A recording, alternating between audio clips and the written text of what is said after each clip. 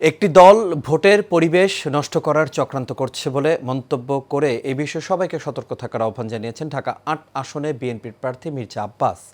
ঢাকা ৮-এর সন্তান হিসেবে এই এলাকার সকল জনগণকে নিয়েই উন্নয়নমূলক সকল কার্যক্রম চলমান রাখারও প্রত্যয় ব্যক্ত করেন তিনি।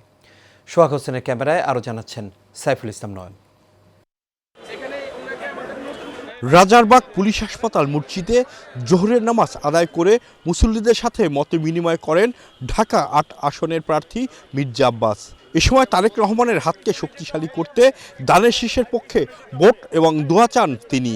কারণ আমি জানি এলাকার সন্তান হিসেবে কোথায় কেন কোন অসুবিধা হচ্ছে, তো সেটা দূর করা আমার পক্ষে খুব একটা অসম্ভব কিছু না, কঠিন কাজও না, হয়ে যাবে এটা ইনশাআল্লাহ। স্থানীয়রা জানান ১৭ বছর পর মানুষ ভোট দেওয়ার সুযোগ পেয়েছে। এই নির্বাচনে ধানের শীষের গণজোয়ার বইছে বলেও জানান তারা। মানুষের প্রত্যাশা যে এবার কেন্দ্রে নিরিবিলিভাবে শান্তিপূর্ণভাবে ভোট দেওয়ার প্রত্যাশাটা বেশি, সেটা এই সরকারের উপর বর্তায় কতটুকু শান্তিপূর্ণ পরিবেশ রাখতে পারবে। ধানের শীষে 199 সাড়া পাচ্ছি। আমাদের ভোটের দিন ভোট আদায় করে কেন্দ্র থেকে বের হতে হবে। জনগণের মধ্যে ব্যাপক সাড়া পেয়েছি, কারণ উনি এলাকার সন্তান, এলাকায় বড় হয়েছেন, এমপি ছিলেন, মন্ত্রী ছিলেন, মানুষের খেদমত করেছেন। অতএব তার বিকল্প বা তার কাছাকাছি কেউ আর থাকবে বলে আমাদের মনে হয় না। যে প্রতিশ্রুতি জনগণের মধ্যে আমরা ইতিমধ্যে উপস্থাপন করতে পেরেছি, আশা করছি যে জনগণ সেটা বুঝতে পেরেছে।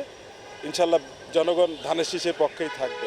জামাতের আমিরের টুইটার হ্যাকের বিষয়ে সাংবাদিকদের প্রশ্নে মির্জা আব্বাস জানান, কারো টুইটার হ্যাক একটি হাস্যকর বিষয়। এই নারীদেরকে নিয়ে অশালীন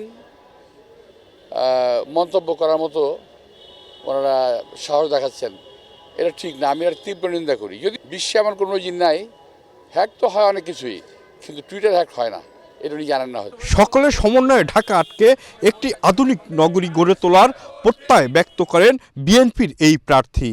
কিছু কিছু প্রার্থীর কথা শুনে আমার মনে হচ্ছে ওরা জিতেই আছে। এতে আমার সন্দেহ ঘনীভূত হচ্ছে যে ওরা নির্বাচনে একটা কারচুপি করার কিংবা ইলেকশন ইঞ্জিনিয়ারিং করার একটা চিন্তা ভাবনা তারা করতেছে। ওদের যদি ইলেকশন ইঞ্জিনিয়ারিং করার পরিকল্পনা নাই থাকে, আমি এত বছর রাজনীতি করার পরে আমরা শিওর হতে পারি না ওরা একেবারে শিওর জিতবেই। কীভাবে সম্ভব এটা? এ সময় সন্ত্রাস ও মাদকের বিরুদ্ধে নিজের কঠোর অবস্থানের কথাও তুলে ধরেন মির্জা আব্বাস।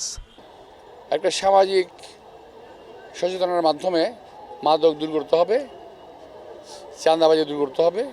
সাইফুল ইসলাম নয়ন, এশিয়ান টেলিভিশন, ঢাকা।